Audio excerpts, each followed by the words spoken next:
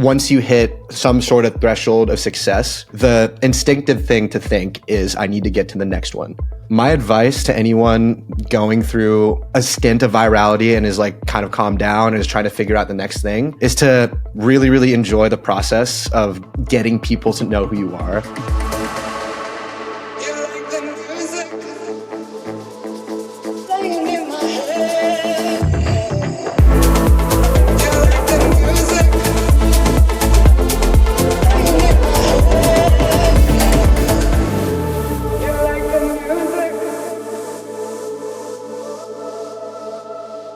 Welcome to your weekly elevation, your dose of real strategies for real results in dance music. I'm Olivia, and today we're diving into something every artist needs to hear: how to navigate the roller coaster of early success.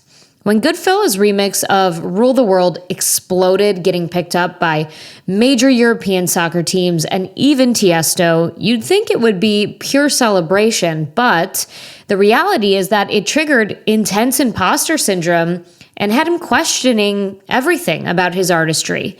His story is a powerful reminder that success often comes with unexpected challenges. And what I love about this conversation is just how raw and honest Goodfella is about his journey from getting kicked off planes during one of his major tours last year, which I will link that story in the show notes because it's a good one, to learning how to balance partying with performing. He shares the kind of real talk that most artists keep behind closed doors. So, without further ado, let's dive in. I'm excited to do this. We've been trying to make this happen for a while, and what reminded me was seeing your TikTok videos because you're such a good storyteller. Thank you. Before we get into like the meat and potatoes of this conversation, I want to talk about you getting that flight incident. Oh my goodness. So yeah, just to begin, so this was my first like double like day. It was mostly how like it was just me not knowing how to act, because I thought I would be like, you know, I'll have a couple drinks at this first one, take a nap for this flight, and then be ready for later. Mm-hmm. But I kind of tell people where were the two shows? Right. So the show was we started the day off in Madison, Wisconsin, and then we were supposed to do the day show there. It was like a frat party or a darty, and then we fly from Madison to Detroit to make the night show at 12. And basically, I made the flight, so missing the flight wasn't an option. But I drank. I just didn't know how to handle myself, and like I got like too drunk at the first one, and I got kicked off of this airplane, which is the first, like honestly, like the most embarrassing thing that's ever happened to me, because everyone's just like, "Oh, get this guy off, like F this guy," and I'm like, "Dude, guys, no, I seriously have a show. Like I have to do this." And so I just kind of ate that, and then the only option that we had, because like finding a flight at 5 p.m. is almost impossible, like for the same day. But the last option we had out of the Midwest was in Chicago. So basically we had to get a really long Uber ride from Madison to Chicago to make this last flight. And when, and you know how busy Chicago is, like that airport. So it's like we got there and it was still just as busy as it usually is. And I basically had to sprint the entire time to make it to the gate. And by like all like virtually I was supposed to miss this flight. The only reason I made it was because the flight was sold halfway and like half the plane hadn't even gotten on yet. So they extended it by 30 minutes.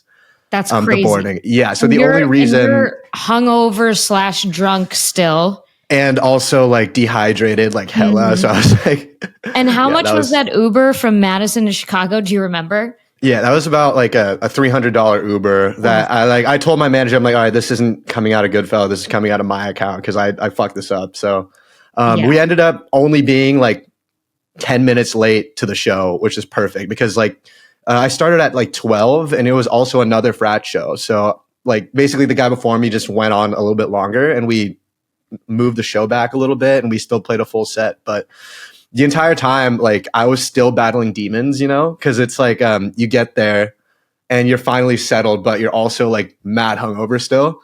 So I looked at like the guy who was next to me. I'm like, dude, just give me a bag just in case. Like I don't feel good.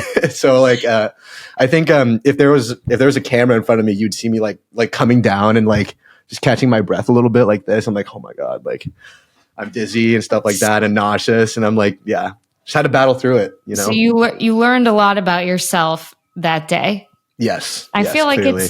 I think so many touring artists can relate to that story, but that was when I saw that on TikTok, I'm like, okay, I got to get him on the show as just like a cautionary tale, right? If you're doing frat parties, be careful because they're ruthless. Yeah, of course. Like, you know, like they are literally college kids. So they will outdrink you any day of the week. Yep. It doesn't matter how hard you think you can go. College kids will outdrink you. So don't ever try to match them like I did.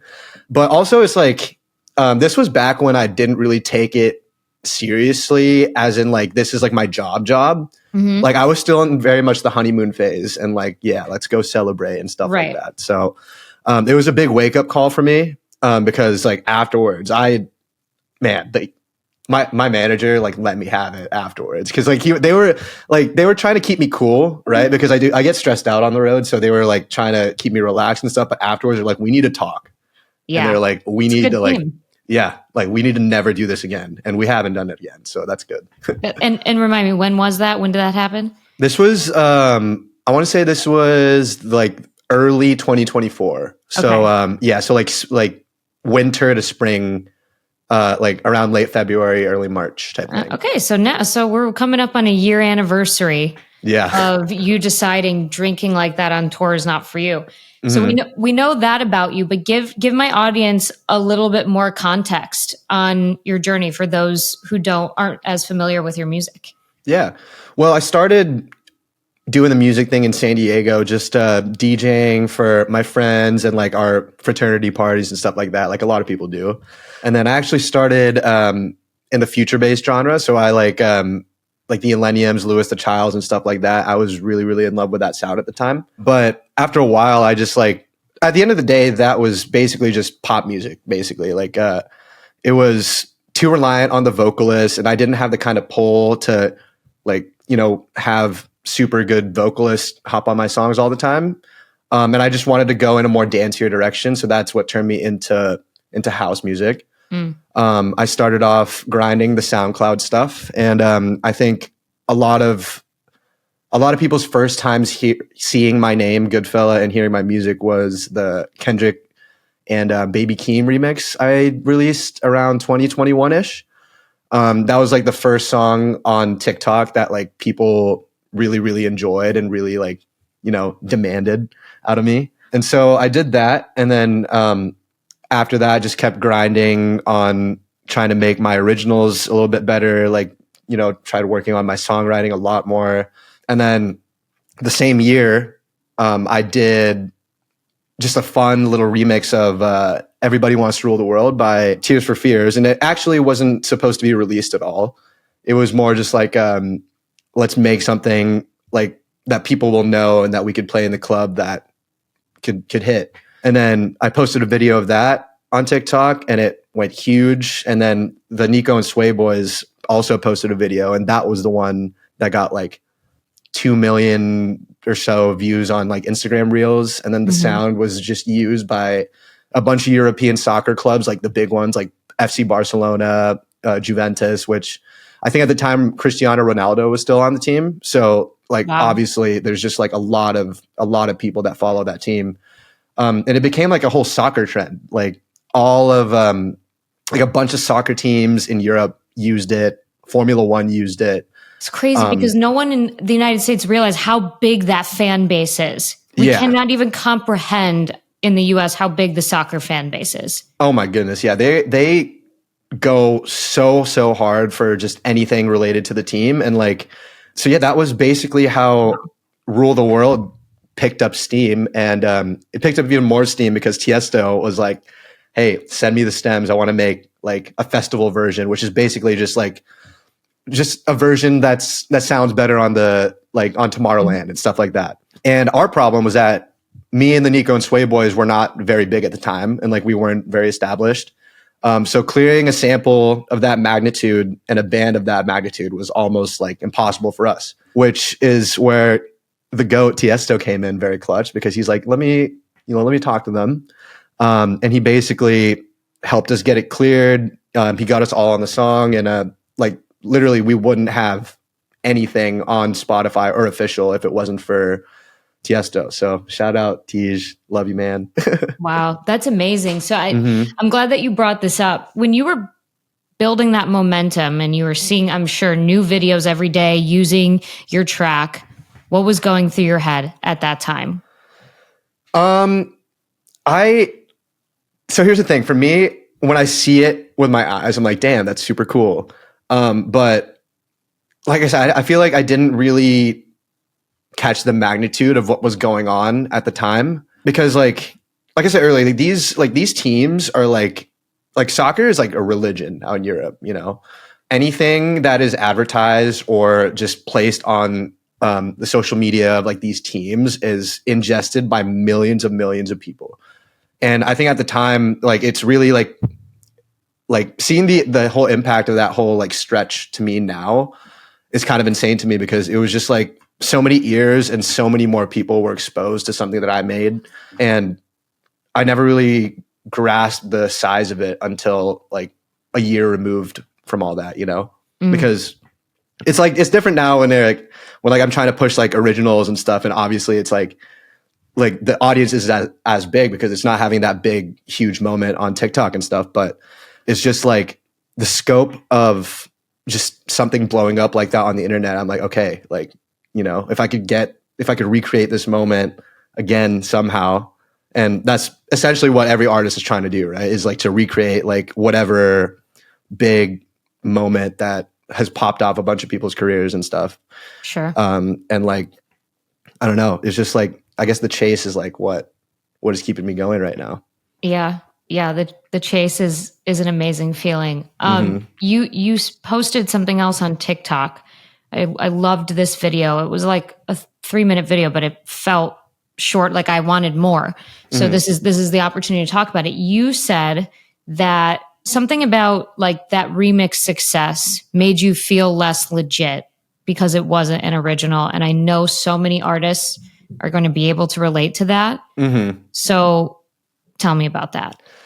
Yeah. I mean, so it was like released as an original, right? But it's clearly like Rule the World or Everybody Wants to Rule the World is literally one of the most famous songs of all time. Like, and to take credit for that as my own, it never really felt correct with me. Like, sure, my name is on it.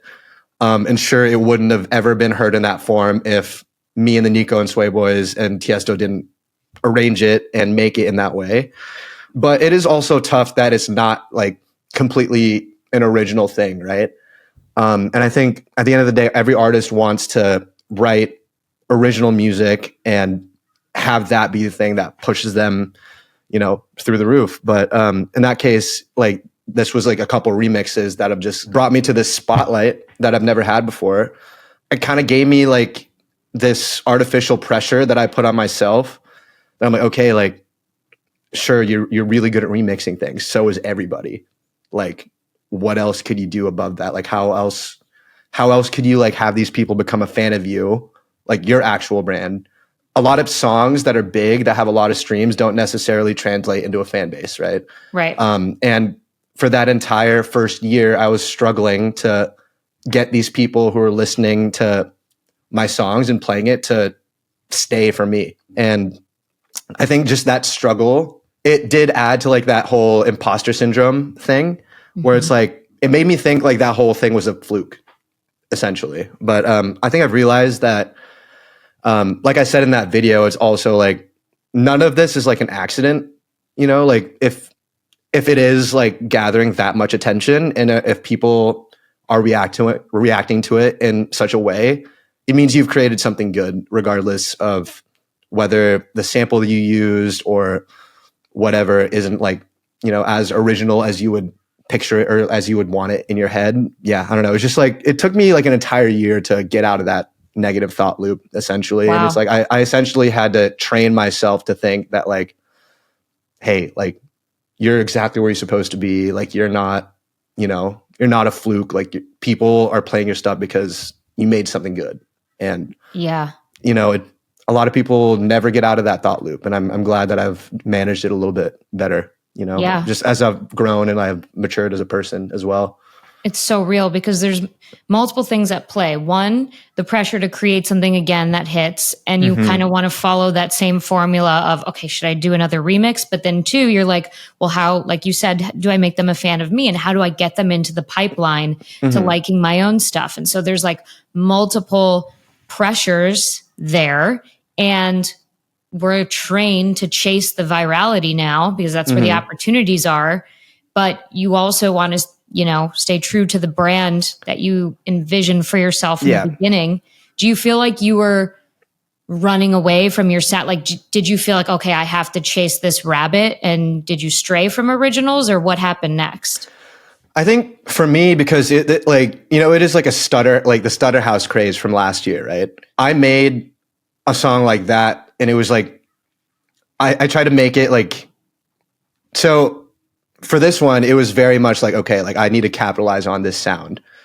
And I did, but I also realized that like, I don't want to keep making the same song. And I really wanted to just push myself to make things that wasn't exactly, cause like the problem I had just with that genre in general is that you make something like with that stutter, and then the next 5 songs that you preview are the same thing. Is what I saw from so many artists, and I just didn't want to. I put that kind of pressure on myself because I didn't want to think, like, I didn't want to make myself think that I was only using that sound to, keep going on this momentum. I wanted people to know my bag is deeper than that, and that like, I wanted to be viewed as more than just like a TikTok artist and stuff like that. Because when you hear like stuff like that, it's like, people will automatically be like, oh, TikTok, like blah, blah, blah. Right. Which I think is so lame also. And I was honestly kind of lame for thinking that myself. And like, since then, I think I'm just worried about that so much less. And it's like, just make something that feels good. Yeah. And any platform that gives you an opportunity to connect with your fans, like there is nothing wrong with that, because your videos where you're talking do very, very well. And it gives people another opportunity to just connect with you as a person. And you get to explain these things in real time, which adds, is a step in your pipeline to getting people to listen to your other stuff. So you also said that you had a fan interaction at Hard Summer, which was kind of like an aha moment for you. What happened there? Yeah. So first off, this person, basically, there's a video of my parents doing candy for the first time. And this was the person who took that video and stuff. And I think we had a chance to chat right after because my parents were right there. And then they had just given them the candy. So they were also right there. But I think as we were leaving to go back to the green room, they were talking about how they had met like their significant other. And it was at like Disco Lines' set at EDC where I came out to do our song Back to You. And this was before it was released and stuff. And I think they had a moment at EDC that had led to them talking and then led to them dating. And then they were there at, they had showed up to Hard Summer because of that song. And they talked about like giving candy to my parents and stuff like that. And I just felt like, damn, like that is like people just, I don't know. It's hard to think that like someone had met their like significant other and they're like, or their lives are intertwined because of like something that I made that like means something to them. And to just hear that firsthand from like a real human being, not like a comment online, right? It's like a real person that comes up to you and is like, hey, your stuff means a lot to me. And this is why. I never really clocked that just with, things that are said electronically or on text. But just having that personal interaction with the fan and like meeting them and like getting to know their story just showed me how real everything was, I said this in the imposter syndrome video. Like I felt like I was a fraud, or like I felt like it was a fluke. That just gave me the reassurance that like, hey, like you're not a fluke. Like this is real, Yeah. Yeah. Your music is connected to a very real moment in someone's life. I think like people forget, because especially when you're playing music in front of a lot of people, you're just seeing a lot of people out there, but everyone has a story, a connection with tracks, with the experience of going to a show. Maybe it's their first show ever. Maybe it's their 100th. Like there's just that one-on-one connection is what brings us back to reality, which is like what you were describing. And that's really cool. I wonder if that fan will ever see your video and now kind of feel like they're part of your story of like getting you back, you know, to kick some of that imposter syndrome and get your confidence back. And us DJs are like so jaded, you know, because like if you like, you know, you're like you just said, when we're up there, we don't really know what it's like to be down there. And like, you also don't know like who is down there. And like a lot of times people are there on their first rave or their first like electronic experience. And like, I think DJs need to understand, like, you are like the person to introducing this genre and introducing this kind of music to a lot of people. And to me, I just think like it makes me concentrate on making my sets like that much more fine tuned. And like, I really, really do try to, especially lately, try to make it like an experience that people won't forget. And like, just try to incorporate some storytelling in there as well, because like the best feeling I have after leaving sets is like, holy shit, like I need to, like, what was all of these songs? Like, I need to figure out, like, I don't know. I'm just like more committed to making the experience better. Yeah. Yeah. It's incredible. All these things that we're talking about, you know, drinking or not drinking on tour, imposter syndrome, like it's every artist, every creative experiences these things. And then you have social media that amplifies, you know, the high highs and the low lows. I mean, you're, how old are you, if you don't mind me asking? I'm 26. Oh my God. All right. I've almost got a decade out. Well, I'm 33, not a decade. It's not a decade. But older. How, like, what do you credit just having this, I don't know, you have a really advanced view on these subjects that a lot of people kind of have to go through the reps of drinking and regretting or imposter. So like, what do you credit to having this just elevated view of all these topics? I think it's just having really close friends in my circle who have been there and done that, you know, like I'm like, I really like to credit like Disco Lines, the Shipwreck Boys, you know, because like they're at a level where they're like very established and they have a huge amount of fans and they've gone through the grind, right? They're kind of in the hamster wheel, if you will. But basically, it's taken them a couple years to realize how much just touring and not getting sleep and constantly being on the road has like gotten to them. And for them to be able to pass that advice down to like me and like the rest of our little friend group has just been very valuable. It's helped me avoid a lot of problems that a lot of people would go through if it wasn't for that kind of guidance, you know? Oh, so huge. It's really huge to have like, and I also have like a lot of mentor figures in my life, like DJ Susan. Love him. Yeah. Tiësto also, like whenever he does have time, because he's a busy guy, he'll drop some knowledge on WhatsApp and we'll say hi and whatever.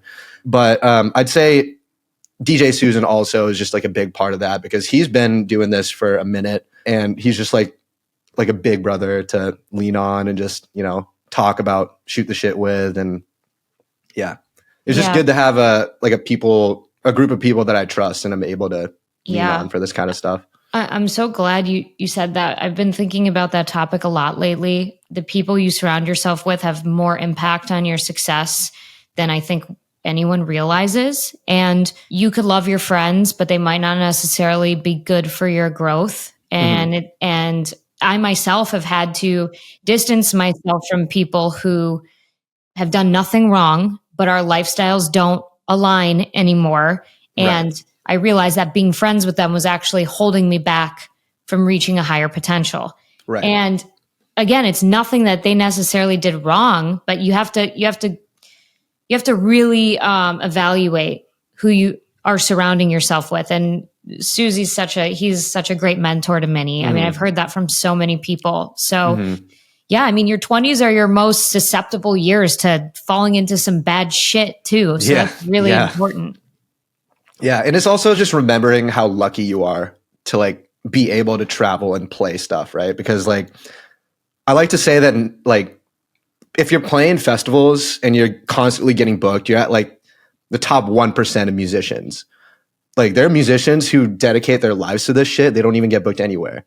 And so it's like really, really like grasping how lucky you are to be in a position where there's a demand for you to come and play somewhere, and making it your duty as an artist to like make sure these people who are paying to see you get to see the best of you. Right. And like I said, that took me like almost a year or so to grasp. And like, obviously that whole bullshit with the double plane ride to be like, hey, like people are paying money to see you. Like, come on, like you gotta take this shit seriously, you know? Yeah, no, it's so true. Because it's easy to forget that when you're caught up in the lifestyle. Do you not drink on tour then at all anymore when you're gigging, or what? Have you found a balance? Yeah, so I did. So it's basically, if I really have to lock in for a show, like this past one with Def, it was an hour set, which is a little bit shorter. And so everything was like, it was like a set list vibe, and it was also recorded. So I didn't have a single drink of alcohol before, because I knew I needed to be locked in. And I knew that everything had to be on time or else I would be over and like my set would be cut short. So I basically save everything for during or after. And if it's a little bit more laid back and like the stakes are a bit lower and I'm able to freestyle, like say at a nightclub or something, then I'll have a couple drinks like while I'm on the decks. But I don't do it before anymore. Yeah, no pre-gaming, right? Yeah, no pre-gaming. So it can't catch up with you, like before you get on. Yeah, no, it's all about finding the balance. Like I have never been, and I always live in the gray space. Like I'm not black and white. I did 6 months off of alcohol. And then like I went back and I'll have one, and then sometimes I'll do 3 months just because like when I'm prepping, like I did ARC interviews this year, and I was like, I'm not drinking for 3 months before ARC, just so my mind can be right. But like I would not beat myself up if I didn't, but if I had a drink, like I wouldn't. I feel like people get so hung up on this like all or nothing mindset, and then you end up having a drink or whatever, and you're so disappointed in yourself that self-flagellation is like worse than having the drink. Yeah. Yeah. And I think when I made that video, I was in my like gung-ho, like no drinking phase. And I think that really changed for me at the Groove Cruise.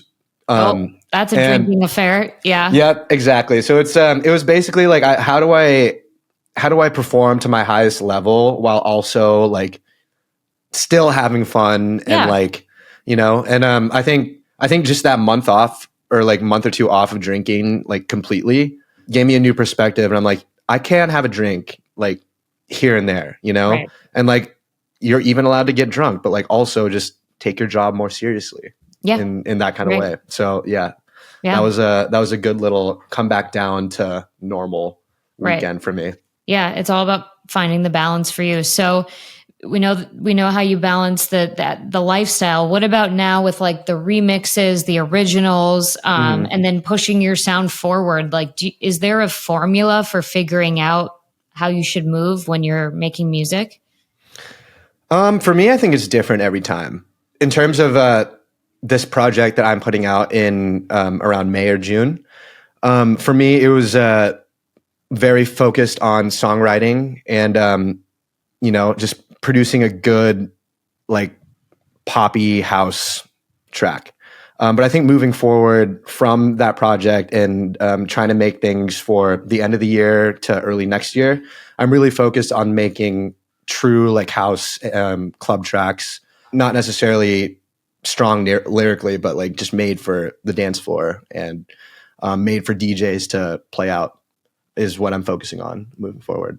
That's great. So what do you tell the artist who, is kind of going through that roller coaster of maybe they had a moment of virality and now they don't know how to, keep the ball rolling? Like, what do you tell them about success and what's real success and what's not?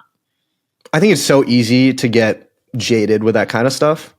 And I think like if we're all perfectionists, right? And at the end of the day, just like once you hit some sort of threshold of success, the instinctive thing to think is I need to get to the next one. My advice to anyone going through maybe like a stint of virality and is like kind of calmed down and is trying to figure out the next thing is to really, really enjoy the process of getting people to know who you are. Because that was one of the things that I missed for a while. I was like, I used to not talk about anything ever. And I was fully just like advertising my music on there. But I think the whole process with gaining a fan base and gaining dedicated people who are interested in not just your music, but you, your life, and your project, right, is to give them bits of you and your everyday life. And I think I started connecting with my fans a lot better when I started sharing with them, like, hey, like, I hated my shit for a while. And like, I also like, it took me a while to get over that. Because these problems that I have are not unique, you know, like a lot, like I'm sure a lot more DJs share the same thing that I do. And like also just like creators in general. So it's just sharing your struggle and sharing the journey, not the result. And also just like knowing your journey and knowing your struggle is like, it helps you understand, you know, your process more. And it helps you understand that this is going to take time no matter what. And like, I think it also gives you just a bit more gratitude for when things do pop off. You're like, okay, like I put in the work to make this happen. And I like laid the groundwork so that this many people could enjoy it and stuff like that. I don't know. It's like, I guess it's hard to put in the words, but I guess it's to enjoy the process and just like really, really give people an idea of who you are. Just, yeah. It also, is like a bulletproof way of showing people you're not an industry plant. Exactly. That is so true. And like I'm seeing this now with I'm almost coming up on 100 episodes. I think ours Congratulations, by the way. Thank you. That's I think ours awesome. will be 90, this conversation here. And so I'm loving looking back at the documentation of just the process, the struggles, the low lows. Like I found an old text from my brother. You know my brother, right? Prapa. Oh my God, yeah. Hood Polly, right? Yes. I didn't know if you knew we were siblings because like everyone always is like, wait, what? Because I don't think we look anything alike. But like I saved a text. Like I have a bunch of screenshotted texts from him of like when I would text him how frustrated I was at something and him giving me advice. And like now being able to look back at that as I'm approaching 100, I'm like, fuck yeah, like I did it. And so I think that's great advice you're giving artists, like just document the process because just like with music, how you see the first track you made to the 100, you know, like you will learn so much about yourself along the way. Yeah. And it's like it's not all sweet, you know, like I think people can appreciate like a grind story and like none of this just happens is I think what people need to know. And like people who blow up overnight, like someone was trying to, or I had a conversation the other day at like a bar about like Sabrina Carpenter or wherever the hell she came up. And I showed him, I'm like, dude, she's been releasing shit since 2012. And yeah, she's a big actor, but like, look at this. Like her old cover arts were like really bad looking. And I was like, look how this evolved. And like, it's just like a lot of people just don't understand that like an overnight blow up takes years. And, you know, I think so true. Just, getting people to just know that is the truth helps people understand your journey more. I love it. Well, this has been a long time coming. I'm so glad we could have this conversation. Thank you for continuing to share your wisdom. Oh, thank you for having me. Like this, you've been dropping some bombs on TikTok, by the way. I've been loving everything. Thank you. Especially the whole style thing. I was like in the middle of like looking for a stylist for myself anyway, because like I think I have good style, but it's also like I get things last minute sometimes, so I can't completely like get a style. Yeah. So it's like, it's good to just have like a female perspective because my stylist is like my girlfriend's roommate, and also it's just good to have like another, you know, people giving it to you truthfully. It's like, hey, this outfit is trash, dog. Like change it. And I was like, okay, I appreciate it. You know, I love it. That's your weekly elevation. What strikes me most about his journey is how he turned his struggles into strengths. Instead of letting imposter syndrome derail him, he used it as fuel to connect more authentically with his fans. Instead of trying to recreate viral moments, which is something we all get stuck in, if you have even just a little taste of virality, it is so addictive to try to create that thing again.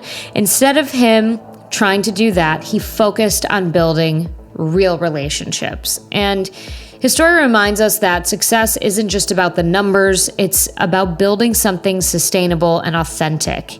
And sometimes the biggest challenges, like questioning if you deserve your success, can lead to the most important growth. Remember, success in dance music isn't about luck, it's about strategy. I'll talk to you next week.